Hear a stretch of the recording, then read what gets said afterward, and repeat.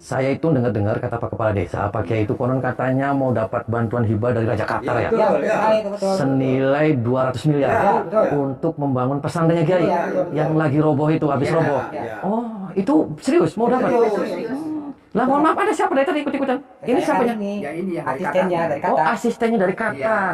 Ya konon katanya di sini juga ada namanya Syekh Ahmad itu yang utusan dari Qatar. Ya, Di dalam di tidak. sama ibu saya. Oh, dibikin Kok di kamar sama ibu? Lah, itu kalau urusan saya. Lagi ngapain di kamarnya? Lagi ngapain maksudnya sama? Bikin Gambar Dena. Denanya itu kan harus Oh, gambar Dena pondoknya gitu. Harus tiga. Saya kan pintar menggambar. Oh, pinter arsitek gitu. Arsitek. Oh, berarti istrinya Pak Kiai itu arsitek.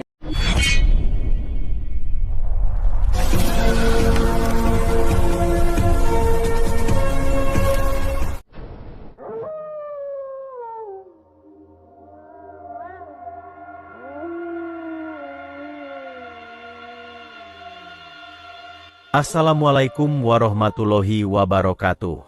Sahabat pemirsa yang dirahmati Allah Subhanahu wa Ta'ala.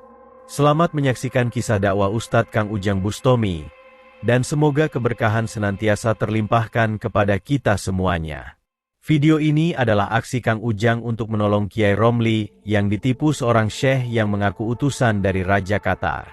Dengan berdalih ingin membantu membangun pesantren Kiai Romli, syekh tersebut menggendam sang kiai dan keluarganya, bahkan meniduri istri dan anak perempuannya. Lalu bagaimanakah cara Kang Ujang untuk menolong sang kiai pemilik pesantren tersebut? Silahkan disaksikan kisahnya selengkapnya. Dan semoga Allah Subhanahu wa Ta'ala senantiasa memudahkan Kang Ujang Bustomi dalam menjalankan setiap misi dakwahnya.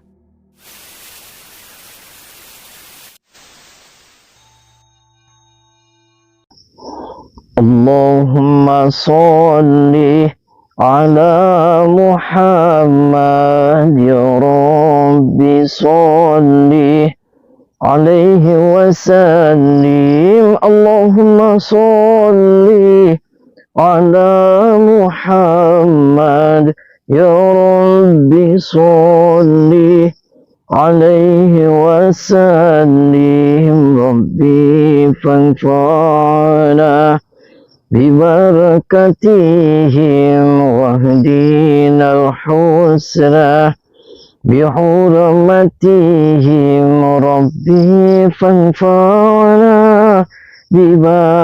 ببركتهم واهدنا الحسنى بحرمتهم.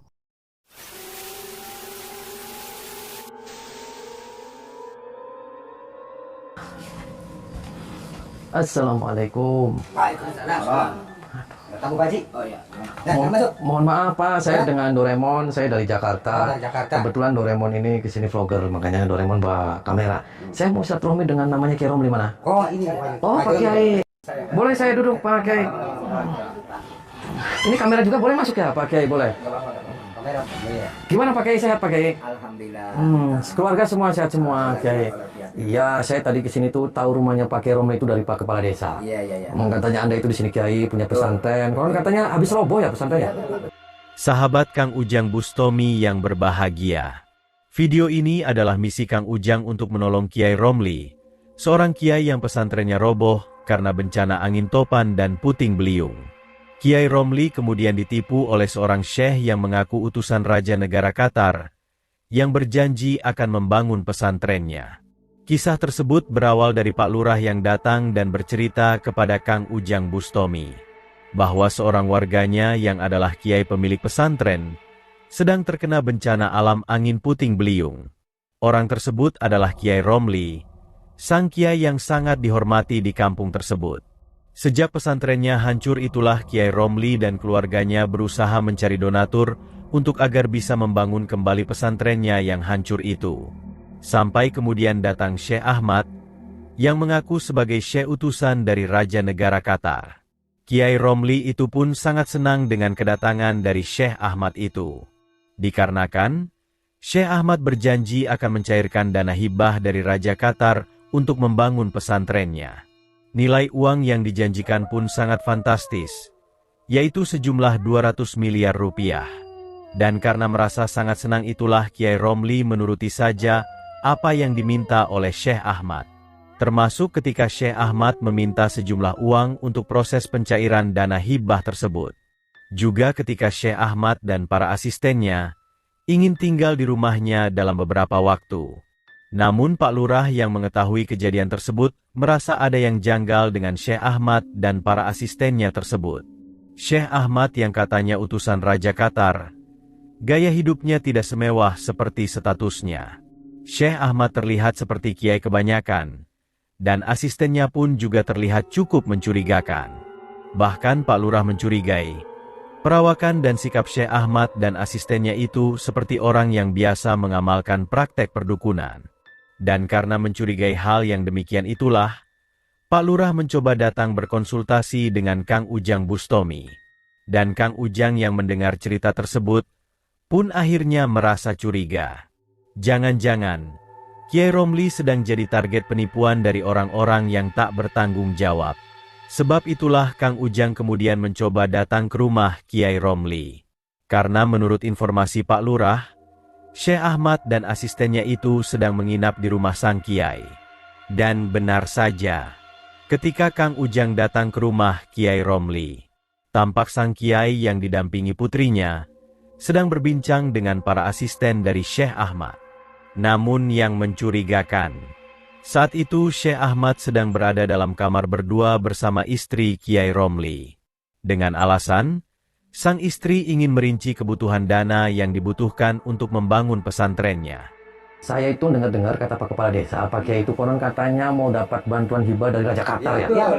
Senilai 200 miliar untuk membangun pesantrennya Kiai yang lagi roboh itu, habis roboh. Oh, itu serius mau dapat? Lah mohon maaf, ada siapa dari tadi ikut-ikutan? Ini siapanya? Ya ini yang Asistennya dari Oh, Qatar. asistennya dari Qatar. Ya konon katanya di sini juga ada namanya Syekh Ahmad itu yang utusan dari Qatar. Ya, Di di dalam dalam ada. Oh, lagi bikin dana. Kok di kamar sama ibu? Lah, itu kalau urusan saya. Lagi ngapain di kamarnya? Lagi ngapain maksudnya sama? Menggambar Dena itu kan harus. Oh, gambar dena pondoknya gitu. Dan mendengar perkataan dari Kiai Romli yang demikian itu, Kang Ujang pun mencoba berkata kepadanya, mengapakah Kiai Romli mengizinkan hal yang demikian? Seorang istri berdua di dalam kamar dengan pria asing yang belum lama dia kenal. Tidakkah Kiai Romli khawatir jika istrinya itu ditiduri oleh pria asing tersebut? Namun mendengar perkataan Kang Ujang yang demikian, Kiai Romli malah menjadi marah. Baginya, Syekh Ahmad itu adalah orang baik yang akan membantu membangun pesantrennya. Selain itu, dia adalah Syekh utusan Raja yang mulia, tidak mungkin dia melakukan perbuatan bejat itu. Kiai Romli kemudian meminta Kang Ujang Bustomi, bahwa Kang Ujang adalah tamunya, hendaknya lah berkata yang baik kepadanya dan keluarganya. Serius, Syekh Ahmadnya berdua sama istrinya Abi di kamar. Lagi bikin dana. Itu nggak tumpah-tumpah kan pakai?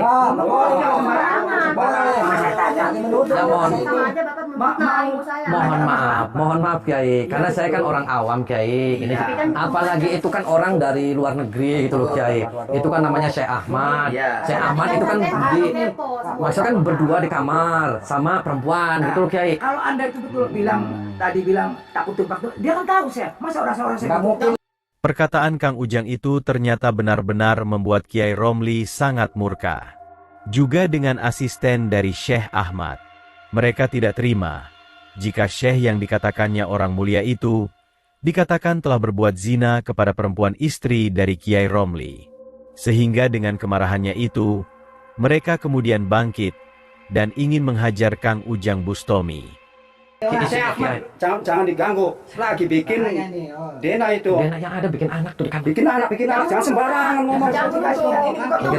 Jangan masuk. Mohon maaf saya emosi nih Kiai. Karena Anda dinasihati dengan cara baik-baik Anda nggak mau. Mohon maaf nih. Ini setan saya mau ngaku. Ini aku yang setan itu, Pak.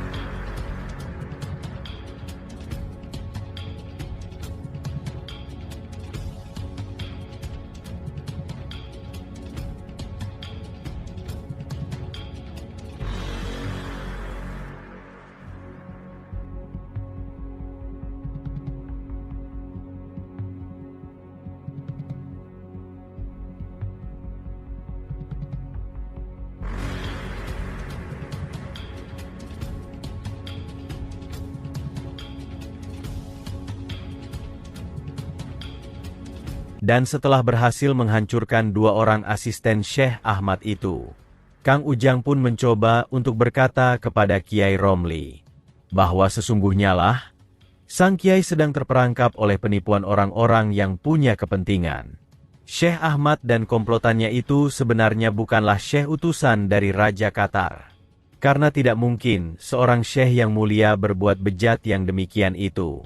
Apalagi ketika Kang Ujang sudah bertemu dan berduel dengan para asisten Syekh Ahmad. Kang Ujang yakin, mereka adalah komplotan dari orang-orang pengamal perdukunan. Dan tahu ada seorang kiai yang sedang dalam kesulitan. Mereka kemudian datang untuk berpura-pura memberikan pertolongan. Padahal sesungguhnya, mereka datang adalah untuk menghancurkan kehidupan sang kiai. Dan setelah sang kiai masuk dalam perangkapnya, mereka kemudian menggendam, sehingga Kiai Romli sekeluarga bisa dinikmati sepuasnya. Akan tetapi Kiai Romli tidak hendak percaya perkataan dari Kang Ujang Bustomi itu. Sang Kiai itu tetap berkeyakinan bahwa Syekh yang datang kepadanya itu adalah orang baik utusan Tuhan yang akan membantunya ketika sedang dalam kesulitan. Lagi ditipu. Bilang ke sini buat kamu. Kok ikut campur? Karena saya kasihan, sama anak kasihan. Karena lagi dibodoh-bodohin. Iya. Ditumpakin kamu. Kaisar ngomong, berarti Kaisar ngomong. Ya jelas. Saya ngomong baik-baik sama Ya enggak masalahnya baik atau tidaknya. Memerlukan dana. Ya kalau kayak gitu berarti harusnya dikepret kamu sama saya. Ya kan kamu tidak kepret. Maunya apa?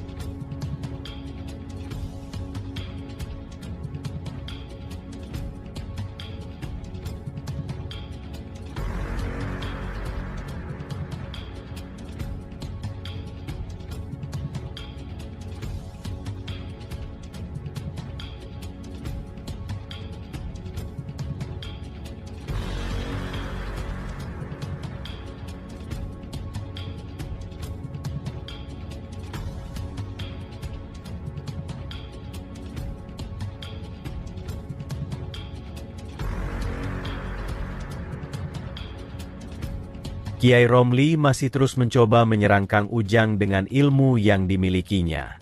Akan tetapi, Kang Ujang Bustomi masih terlalu tangguh untuk dihadapinya. Sehingga ketika Kang Ujang mengeluarkan ilmu hikmah pamungkasnya, tubuh sang kiai langsung tumbang tak berdaya. Dan melihat sang kiai yang sudah lemas itulah Kang Ujang tidak ingin membuang kesempatan. Kang Ujang segera membacakan ayat-ayat Al-Quran yang mulia. Kang Ujang menghancurkan kekuatan iblis yang menguasai tubuh sang kiai, dan menyadarkan jiwa yang sudah tersandera. Setengah itulah sang kiai kemudian tersadar atas perbuatan dosa yang telah dilakukannya. Terima kasih telah menyaksikan kisah dakwah inspiratif yang penuh edukasi dan kemuliaan ini. Ambil sisi positifnya dan buanglah sisi negatifnya. Tentunya kami juga berharap kisah dakwah yang kami sajikan ini bisa memberikan manfaat, juga menjadi petunjuk bagi para pemirsa. Dan semoga Allah Subhanahu wa Ta'ala senantiasa memberikan banyak karunia-Nya kepada kita semuanya. Wassalamualaikum warahmatullahi wabarakatuh.